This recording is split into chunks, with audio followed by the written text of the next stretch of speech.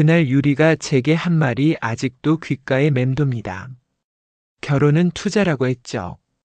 사랑이 아니라 계산이라고요. 60년 넘게 살아오면서 그런 차가운 말을 들은 건 처음이었어요.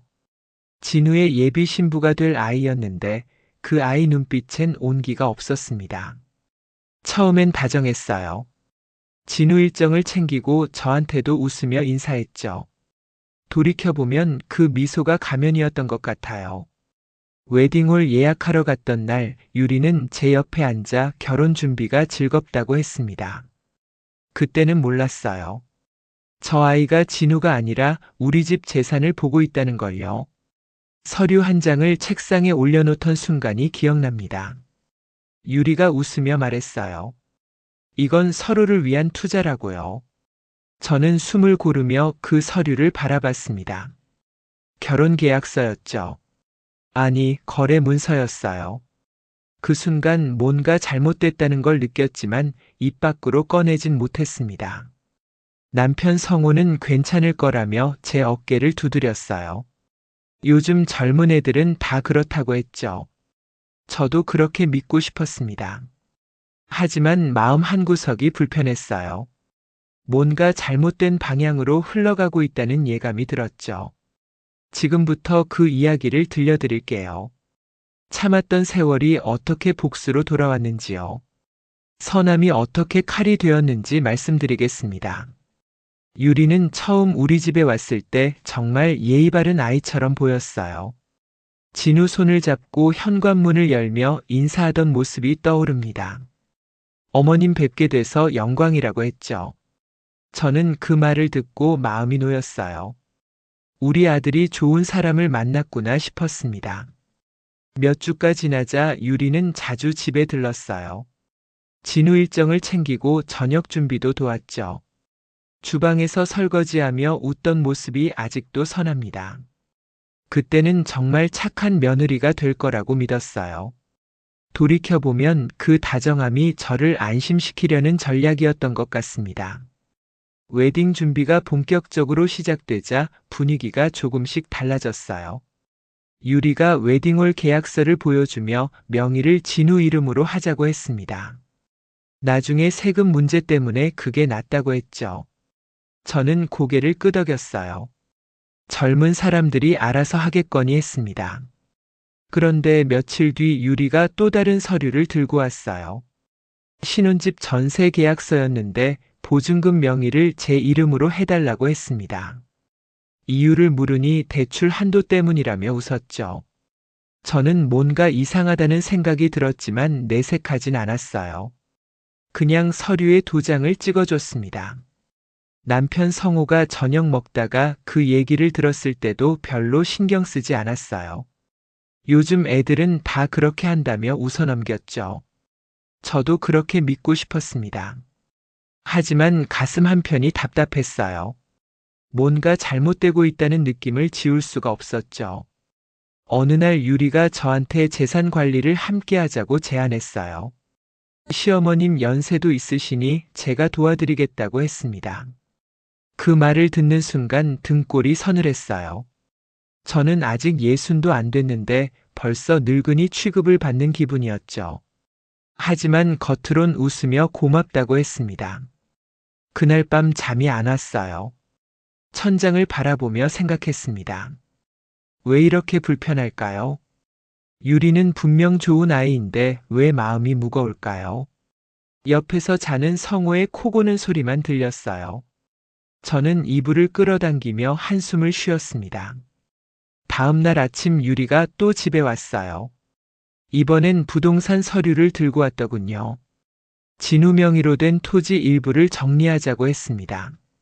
지금 팔면 값이 괜찮다며 계산기를 두드렸죠.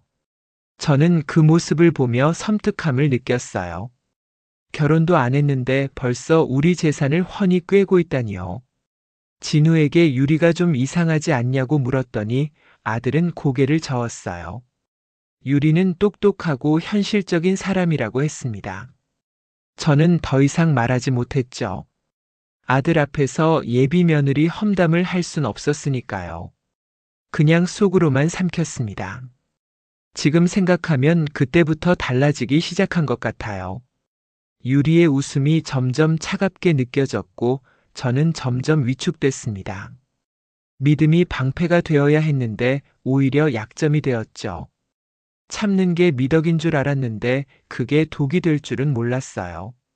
정말 어리석었습니다. 친척 모임이 있던 날을 떠올려 봅니다.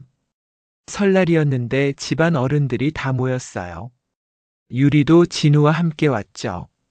그날 유리는 새 한복을 입고 왔는데 정말 예뻐 보였습니다. 저는 며느리가 될 아이를 자랑스럽게 소개했어요.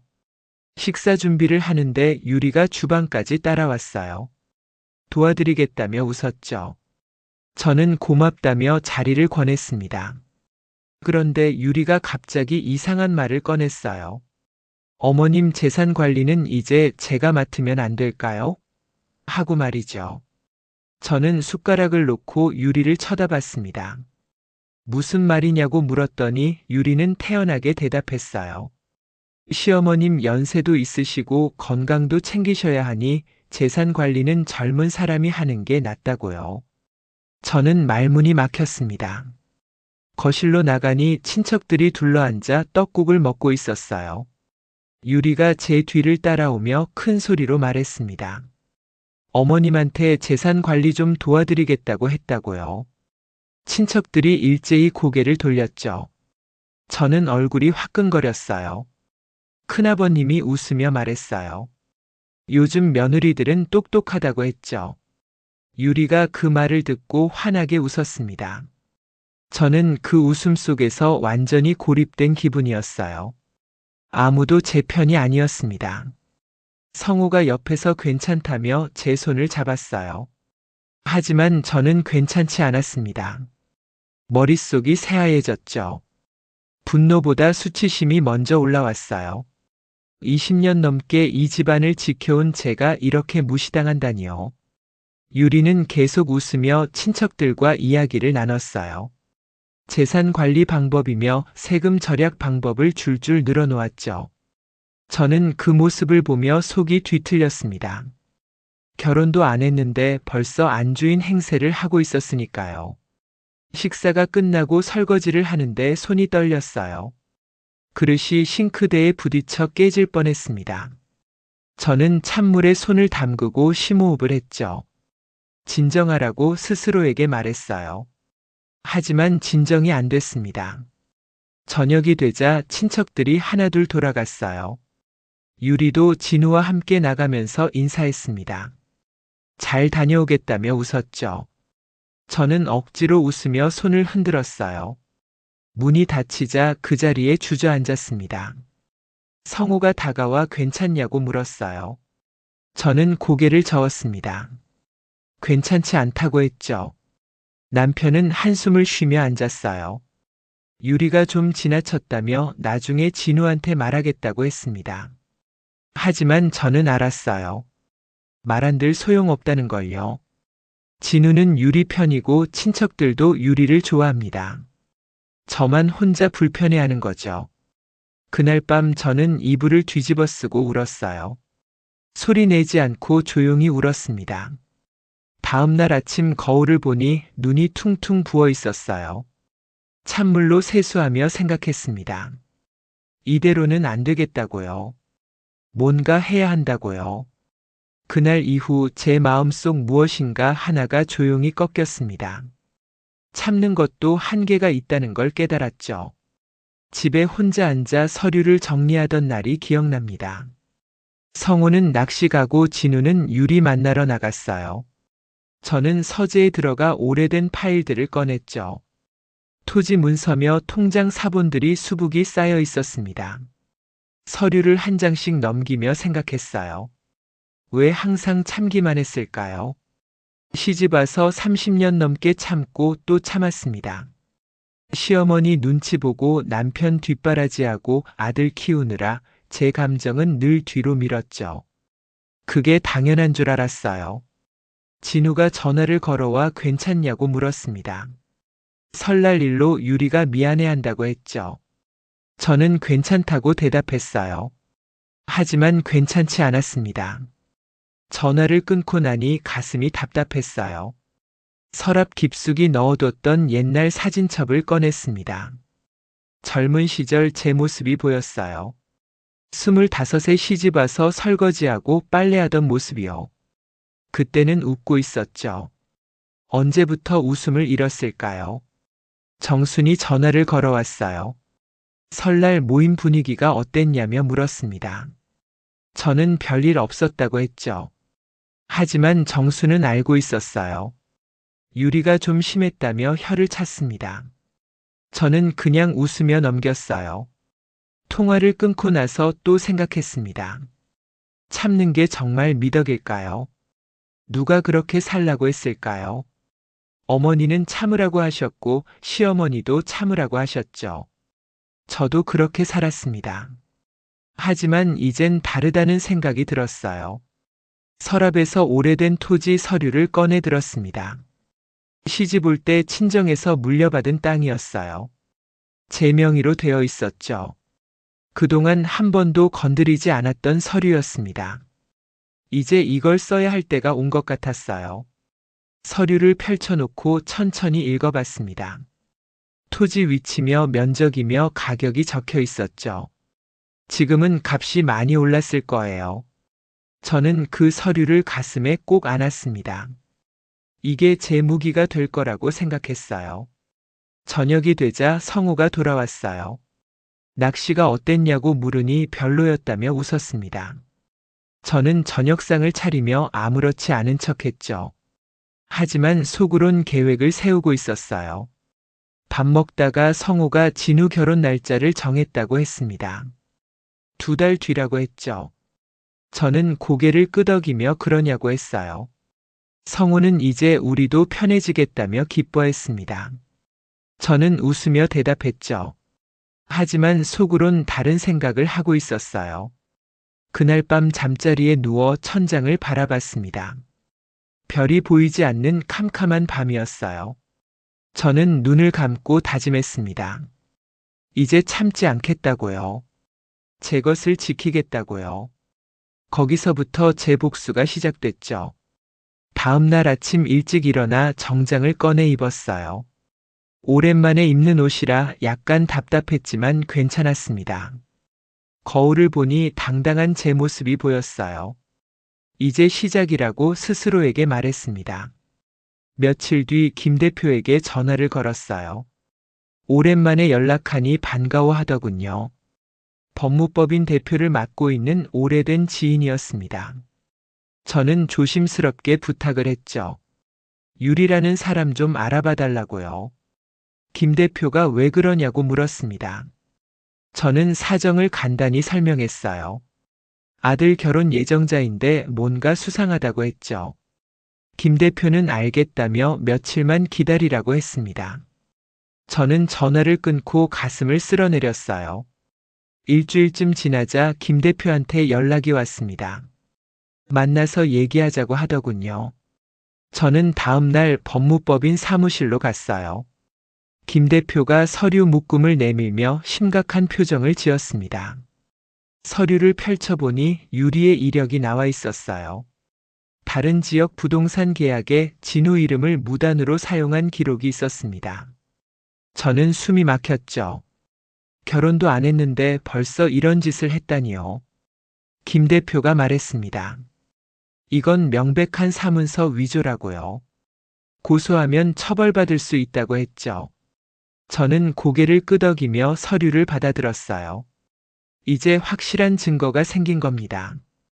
집에 돌아와 서류를 금고에 넣어뒀습니다. 성우가 어디 갔다 오냐고 물었지만 그냥 친구 만났다고 했어요. 남편은 더 이상 묻지 않았죠. 저는 거실에 앉아 차를 마시며 생각했습니다. 다음 날 정순을 만났어요. 동네 카페에서 커피를 마시며 이야기를 나눴습니다. 정순이 요즘 어떠냐고 물었죠. 저는 괜찮다며 웃었어요. 하지만 정수는 제 표정을 보고 뭔가 있다는 걸 눈치챘습니다. 조심스럽게 부탁했어요. 유리에 대한 소문 좀 알아봐 달라고요. 정순이 고개를 끄덕이며 알겠다고 했습니다. 동네 아줌마들 네트워크는 생각보다 강력했거든요. 저는 정순을 믿었어요. 일주일쯤 지나니 정순한테서 연락이 왔습니다. 유리가 다른 남자랑도 만났던 적이 있다더군요. 돈 많은 집안 아들들을 골라서 만났다고 했죠. 저는 이를 악물었어요. 역시나 계산적인 여자였습니다. 정순에게 부탁했습니다. 이 얘기를 조용히 퍼뜨려 달라고요. 정순이 고개를 끄덕이며 알겠다고 했어요. 며칠 뒤부터 동네에서 수군거리는 소리가 들리기 시작했습니다. 유리가 집에 왔을 때 분위기가 달라진 걸 느꼈는지 물었어요. 동네 분위기가 이상하다고요.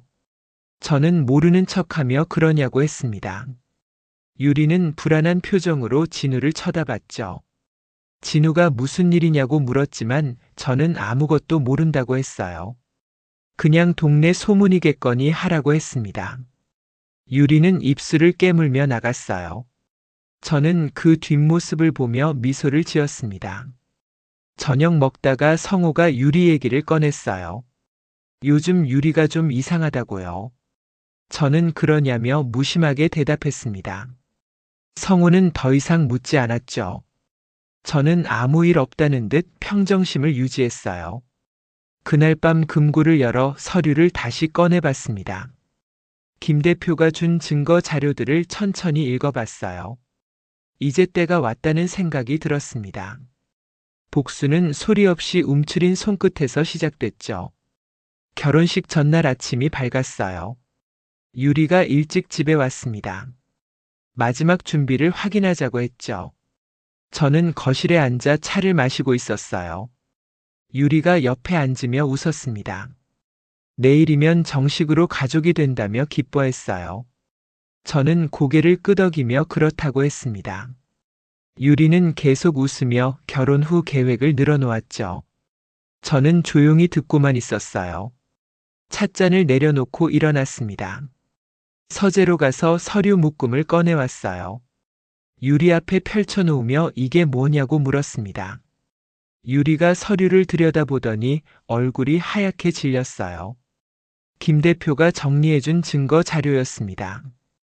유리가 진우 이름으로 무단 계약한 부동산 서류며 이중 계약 내역이 모두 담겨 있었죠. 저는 차분히 말했어요. 이게 다 뭐냐고요. 유리가 말을 더듬었습니다. 오해라고 했죠. 설명할 수 있다고 했어요. 저는 고개를 저으며 말했습니다. 오해가 아니라고요. 명백한 사기라고 했죠. 서류 한 장을 집어들었어요. 진우 도장이 찍힌 계약서였습니다. 이걸 언제 위조했냐고 물었더니 유리는 대답하지 못했어요. 그냥 입술만 파르르 떨고 있었죠.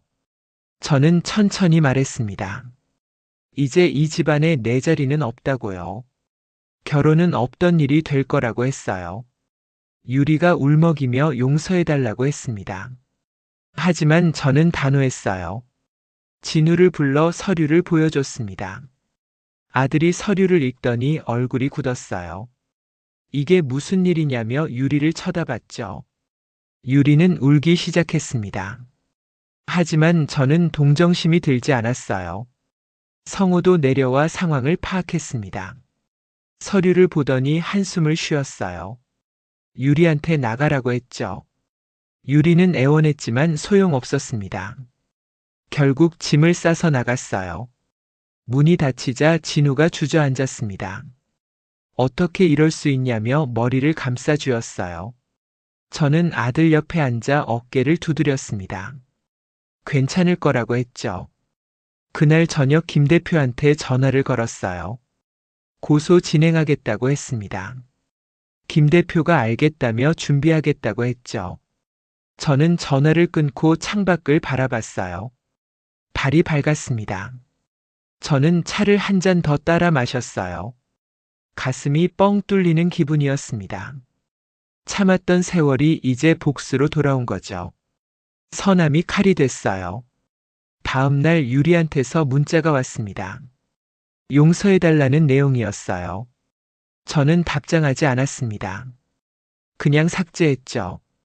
이제 유리는 제 인생에서 사라진 사람이었어요. 결혼식장 예약은 취소했습니다. 진우가 직접 연락해서 사정을 설명했어요. 식장 측에서 이해한다며 환불해줬죠. 저는 진우를 안아줬습니다. 아들이 제 품에서 울었어요. 저는 괜찮다고 토닥였습니다.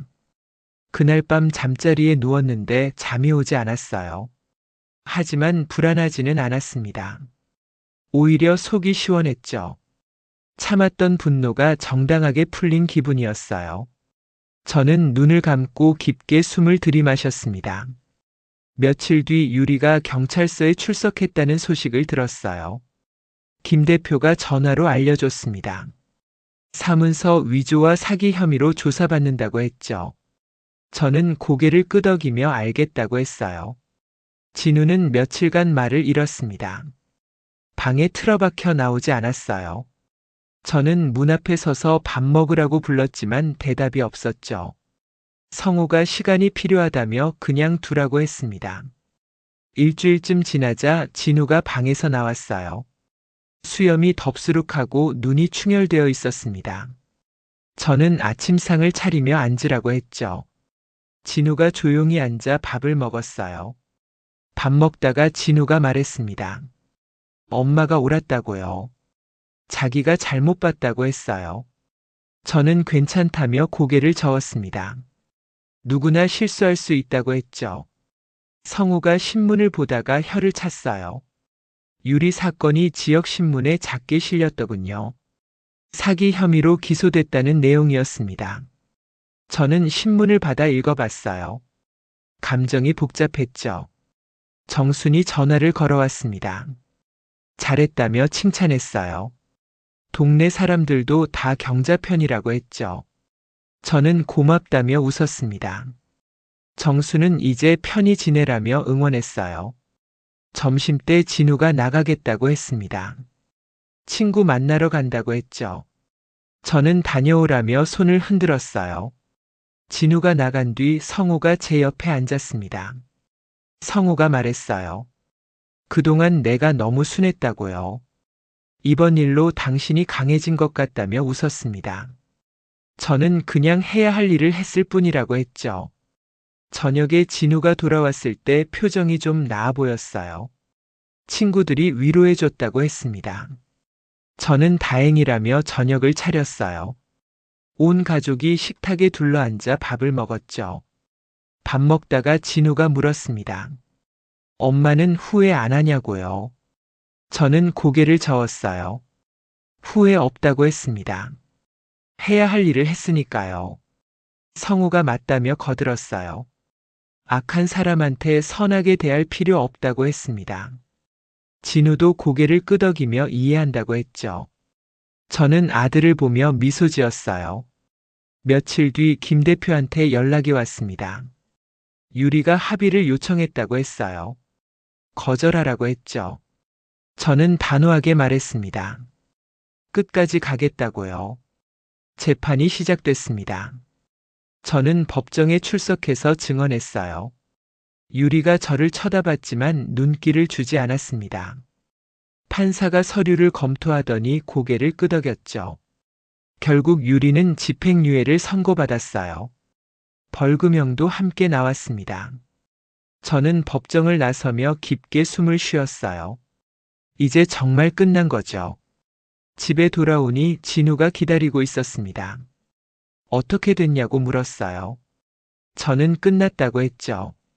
진우가 저를 안아줬어요. 저도 아들을 꼭 안았습니다. 돌이켜보면 그날 이후 우리 가족의 호흡이 다시 맞아가기 시작했어요. 진우는 점점 밝아졌고 성우도 편안해 보였습니다. 저도 마음이 가벼워졌죠. 세상은 결국 진심의 편이었어요. 참았던 선함이 복수로 돌아왔고 악함은 대가를 치렀습니다. 저는 그 사실을 깊이 새겼어요. 봄비가 내리던 어느 아침이 떠오릅니다. 저는 일찍 일어나 텃밭으로 갔어요. 겨울 동안 방치했던 밭이 황량했습니다. 저는 호미를 들고 땅을 파기 시작했죠. 흙을 만지니 마음이 차분해졌어요. 비가 부슬부슬 내렸지만 개의치 않았습니다. 저는 묵은 풀을 뽑고 새 씨앗을 심었어요. 상추며 고추며 토마토 씨앗을 정성스럽게 심었죠. 한참 일하고 있는데 진우가 나왔습니다. 우산을 받쳐주며 옆에 앉았어요. 저는 괜찮다며 웃었습니다. 진우가 호미를 달라며 손을 내밀었죠. 둘이서 함께 밭을 일궜어요. 말없이 땅을 파고 씨앗을 심었습니다. 비소리만 들렸어요. 저는 진우를 보며 생각했습니다. 이 아이가 참 많이 컸구나 하고요. 점심때가 되자 성우가 불렀어요. 밥 먹으러 들어오라고 했습니다. 저희는 호미를 놓고 집으로 들어갔죠. 손을 씻으며 거울을 봤는데 얼굴에 흙이 묻어 있었어요. 식탁에 앉아 밥을 먹는데 분위기가 좋았습니다. 성우가 농담을 했고 진우가 웃었어요. 저도 함께 웃었죠. 오랜만에 느끼는 평화였습니다. 저녁 무렵 정순이 찾아왔어요. 김치를 담갔다며 한 통 들고 왔습니다. 저는 고맙다며 받아들었죠. 정순과 차를 마시며 이야기를 나눴어요. 정순이 말했습니다. 요즘 경자 표정이 많이 밝아졌다고요. 저는 그러냐며 웃었어요. 마음이 편해져서 그런 것 같다고 했습니다. 정순도 고개를 끄덕이며 다행이라고 했죠. 다음 날 아침 텃밭에 나가봤더니 싹이 돋아나기 시작했어요. 작은 초록빛 싹들이 흙을 뚫고 올라오고 있었습니다. 저는 무릎을 꿇고 앉아 그 싹들을 바라봤어요. 새 생명이 자라나고 있었습니다. 저도 새로 시작하는 기분이었어요. 과거의 아픔을 덮고 새로운 날들을 맞이하는 거죠. 저는 싹에 물을 주며 미소 지었습니다. 진우가 취업 준비를 시작했어요. 방에서 책을 보며 공부했습니다. 저는 간식을 갖다 주며 응원했죠. 진우가 고맙다며 웃었어요. 예전보다 더 성숙해 보였습니다. 어느 날 진우가 말했어요. 엄마 덕분에 정신 차렸다고요. 유리 같은 사람한테 속을 뻔했다며 감사하다고 했습니다. 저는 아들 머리를 쓰다듬으며 잘 됐다고 했어요. 성우는 요즘 낚시를 자주 갑니다. 친구들과 어울려 즐거워 보였어요. 저는 남편이 행복해 보여서 좋았습니다. 저녁마다 낚시 이야기를 들려주는 남편이 귀여웠죠. 유리의 흔적은 완전히 사라졌어요. 진우 방에 있던 사진도 다 치웠습니다. 선물로 받았던 물건들도 정리했죠. 저는 그 물건들을 기부했어요.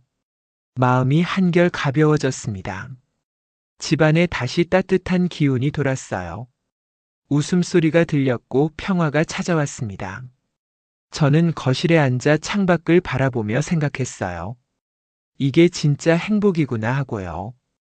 분노 대신 평화가 남았습니다. 복수 대신 용서가 왔어요.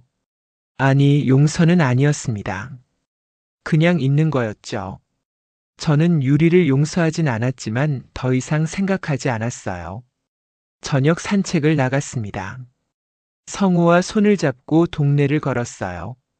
벚꽃이 피기 시작했습니다. 저는 꽃을 보며 웃었어요. 봄이 왔구나 하고 생각했죠. 집으로 돌아오는 길에 진우를 만났습니다. 편의점에서 우유를 사들고 오더군요. 셋이서 함께 집으로 걸어갔어요. 저는 양쪽 팔로 남편과 아들을 끼고 걸었습니다. 현관문을 열고 들어서니 집안이 따뜻했어요. 불을 켜니 환하게 빛났습니다. 저는 신발을 벗으며 생각했어요. 이게 제 자리구나 하고요. 여기가 제가 지킬 곳이구나 하고요. 여름이 찾아왔습니다. 텃밭에 심었던 채소들이 무럭무럭 자랐어요. 상추며 고추며 토마토가 주렁주렁 열렸습니다. 저는 아침마다 텃밭에 나가 채소를 땄죠. 진우가 취업에 성공했어요. 괜찮은 회사에 들어갔습니다. 출근 첫날 정장 입은 아들을 보며 뿌듯했어요. 저는 아침밥을 챙겨주며 파이팅하라고 했죠. 성우는 여전히 낚시를 다닙니다. 요즘은 진우도 함께 가요. 부자가 나란히 낚싯대를 들이운 모습을 상상하니 웃음이 났습니다. 저는 둘이 없을 때 집을 정리하며 시간을 보냈어요. 어느 날 우편함에 편지가 왔습니다. 유리한테서 온 거였어요. 저는 편지를 뜯어보지 않고 그냥 찢어버렸습니다. 읽을 필요가 없었죠. 이미 끝난 일이었으니까요. 정순이 놀러와서 텃밭 채소를 보고 감탄했어요. 정말 잘 키웠다며 칭찬했습니다. 저는 고맙다며 채소를 한 바구니 담아줬죠. 정순이 기뻐하며 받아갔어요. 저녁에 온 가족이 모여 밥을 먹었습니다. 제가 키운 채소로 만든 반찬이었어요. 진우가 맛있다며 계속 먹었습니다. 성호도 잘했다며 웃었죠. 밥 먹다가 진우가 말했어요. 회사에서 좋은 사람 소개받았다고요. 저는 고개를 끄덕이며 천천히 알아보라고 했습니다. 이번엔 신중하게 하라고 했죠.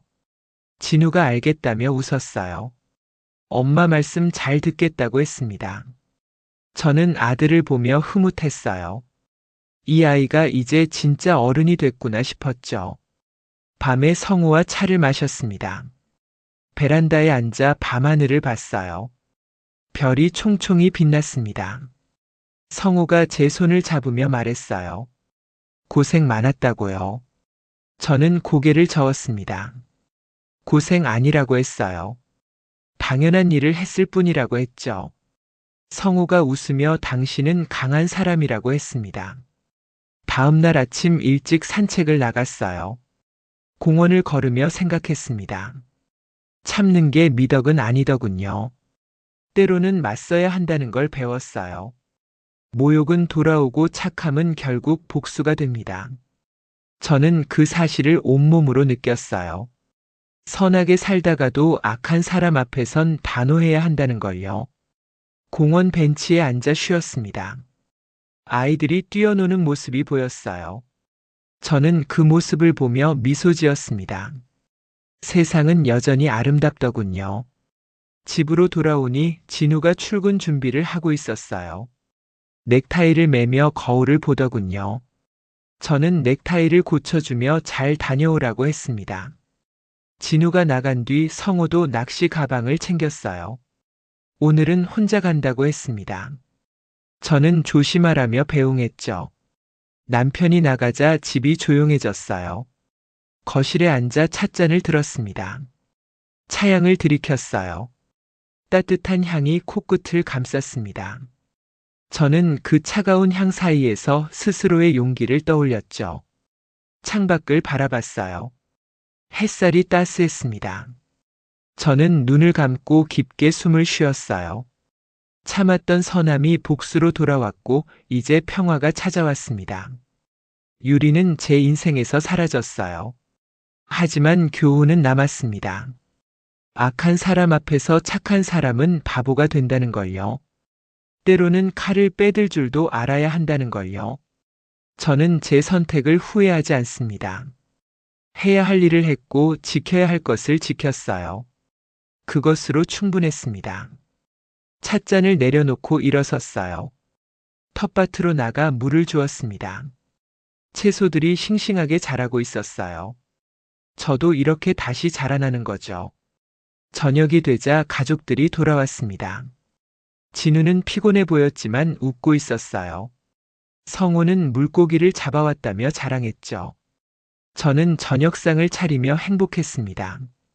참는 것만이 미덕은 아닙니다. 지켜야 할 때는 지키고 맞서야 할 때는 맞서야 해요. 그게 진짜 선함이더군요. 속이 조금 시원해지셨다면 좋아요와 구독으로 마음 함께 해주세요. 당신의 선함이 언젠가 당당한 힘으로 돌아올 겁니다.